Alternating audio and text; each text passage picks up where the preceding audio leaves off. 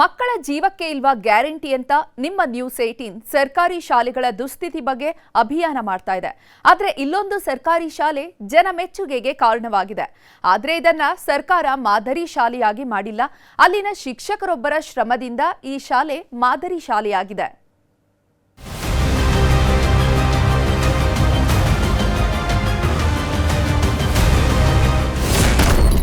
ಮೇಲ್ಛಾವಣಿ ಕುಸಿಯುವ ಭೀತಿಯಲ್ಲಿ ಸರ್ಕಾರಿ ಶಾಲೆ. ಶಿಕ್ಷಣ ಇಲಾಖೆ ತಗಡು ಮುಚ್ಚಿಸಿ ತೇಪೆ ಹಾಕಿತ್ತಂತೆ.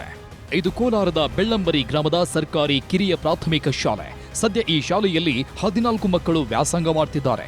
ಆದರೆ ಈ ಶಾಲೆಯ 2 ಕೊಠಡಿಗಳು ಹಾಗೂ ಅಡುಗೆ ಕೋಣೆ ಬಿರುಕು ಬಿಟ್ಟು ಮೇಲ್ಛಾವಣಿ ಕುಸಿಯುವ ಭೀತಿ ಇದೆ. ಮಳೆಯಾದರೆ ಕೊಠಡಿಗಳು ಸೋರುತ್ತಿವೆ. ಈ ಸಮಸ್ಯೆಗಳನ್ನ ಶಿಕ್ಷಣ ಇಲಾಖೆಗೆ ಗಮನಕ್ಕೆ ತಂದಾಗ ಮೇಲ್ಭಾಗದಲ್ಲಿ ಒಂದು ತಗಡಿನ ಶೀಟ್ ಹಾಕಿದ್ದು ಬಿಟ್ರೆ ಬೇರ್ಯಾವುದೇ ದುರಸ್ತಿ ಕಾರ್ಯ ಮಾಡಲಿಲ್ಲ. ಶಿಕ್ಷಣ ಇಲಾಖೆ ನಿರ್ಲಕ್ಷ್ಯ ಕಂಡ ಶಿಕ್ಷಕರು ಮನಸ್ಸಿದ್ದರೆ ಮಾರ್ಗ ಅಂತ ಕೇವಲ 4 ತಿಂಗಳಲ್ಲಿ ಹೊಸ ಕೊಠಡಿ, ಅಡುಗೆ ಕೋಣೆ, ಶೌಚಾಲಯ ನಿರ್ಮಾಣವಾಗಿದೆ.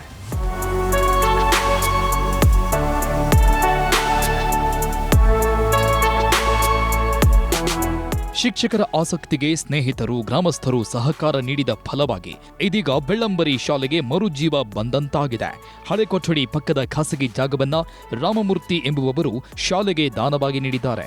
ನಾರಾಯಣಪ್ಪ ಎನ್ನೋರಿಗೆ ಸೇರಿದ ಅಶ್ವತ್ಥಕಟ್ಟೆ ಜಾಗವನ್ನ ಶಾಲೆಗೆ ದಾನವಾಗಿ ನೀಡಲಾಗಿದೆ. ಹೀಗಾಗಿ ಹಳೆಯ ಕಟ್ಟಡ ಕೆಡವದೆ ಬೇರೆ ಕಟ್ಟಡವನ್ನೇ ನಿರ್ಮಿಸಲಾಗಿದೆ. ಶಾಲಾ ಮುಖ್ಯ ಶಿಕ್ಷಕ ಚಲಪತಿ ಅವರ ಕೆಲಸಕ್ಕೆ ಜನ ಮೆಚ್ಚುಗೆ ವ್ಯಕ್ತವಾಗಿದೆ. ನಮಗೆ ಮಾಸ್ಟರ್ ಒಂದ್ಸರಿ ಬಂದು ಇಲ್ಲಿ ಹೇಳಿದ್ರು, ನಮಗೆ ಶಾಲೆ ಕೊಠಡಿ ಶಿಥಿಲವಾಗಿದೆ, ಅದನ್ನೇನೋ ಕಟ್ಸ್ಕೊಡ್ಬೇಕಂತ ಹೇಳಿದ್ರು. ಗೌರ್ಮೆಂಟ್ಗೆ ಮನವಿ ಮಾಡಿದ್ವಿ, ಅವರು ಏನು ತಲೆ ಕೆಡಿಸ್ಕೊಳ್ಳಿಲ್ಲ. ಮತ್ತು ಊರಿನ ಗ್ರಾಮಸ್ಥರು, ಪಂಚಾಯತಿ ಮೆಂಬರ್ಸು ಇವರೆಲ್ಲ ಸೇರಿ, ದೊಡ್ಡವರು ಹಿರಿಯ ವ್ಯಕ್ತಿಗಳೆಲ್ಲ ಸೇರಿ ಒಂದು ಶಾಲಾ ಕಟ್ಟಡವನ್ನು ನಾವು ಕಟ್ಸ್ಕೊಟ್ರಿ. ಶಾಲೆ ಕೊಠಡಿ ಒಂದು ಕಟ್ಸ್ಕೊಟ್ಟಿದ್ದೀವಿ. ಅಡುಗೆ ಮನೆ ಒಂದು ಡೆಮಾಲೇಷನ್ ಮಾಡಿಸಿ ಏನು ಯಾವ ರೀತಿ ಬೇಕೋ ಆ ರೀತಿ ಮಾಡಿಸ್ಕೊಟ್ಟಿದ್ದೀವಿ. ಶಾಲಾ ಕೊಠಡಿ, ಅಡುಗೆ ಮನೆ, ಶೌಚಾಲಯ ನಿರ್ಮಾಣಕ್ಕೆ 10 ಲಕ್ಷ ವೆಚ್ಚ ಪ್ಲಾನ್ ಮಾಡಲಾಗಿತ್ತು. ಅದರಂತೆ ಸ್ನೇಹಿತರಾದ ಭೂಷಣ್, ಶ್ರೀದೇವಿ ದಂಪತಿಗಳು 2.83 ಲಕ್ಷ, ಕೋಲಾರದ ಗಣೇಶ್ ಅನ್ನೋರು ಇಟ್ಟಿಗೆ ಪೂರೈಕೆ ಮಾಡಿದ್ರೆ, ಇಬ್ಬರು ಗ್ರಾಮ ಪಂಚಾಯಿತಿ ಸದಸ್ಯರು 80,000, ಶಿಕ್ಷಕ ಚಲಪತಿ 1.11 ಲಕ್ಷ ಹಾಕಿದ್ರೆ ಗ್ರಾಮದ ಹಲವಾರು ಜನ ಸಹಕಾರ ನೀಡಿದ್ದಾರೆ. ಒಂದು 10 ಲಕ್ಷದವರೆಗೂ ಖರ್ಚಾಗಿರ್ತದೆ ಸರ್. ಎಲ್ಲ ದಾನಿಗಳು ಒಂದೇ ಒಳ್ಳೆ ಕೊಠಡಿ ನಿರ್ಮಾಣ ಆಗಿದೆ. ಇದರ ಮೇಲೆ ಬೇಕಾದ್ರೆ ನಾವು ಮತ್ತೆ ಕಟ್ಟಡ ಕಟ್ಕೋಬೋದು. ಮತ್ತೆ ಅಂದರೆ ನಾವು ಸೇವೆ ಸಲ್ಲಿಸ್ತಾ ಇದ್ದೀವಿ. ನಾನು ಬಂದು ಒಂದು 18 ವರ್ಷ ಆಯಿತು. ನಂದು ಅನ್ನೋದೊಂದು ನೆನಪಿರಬೇಕು.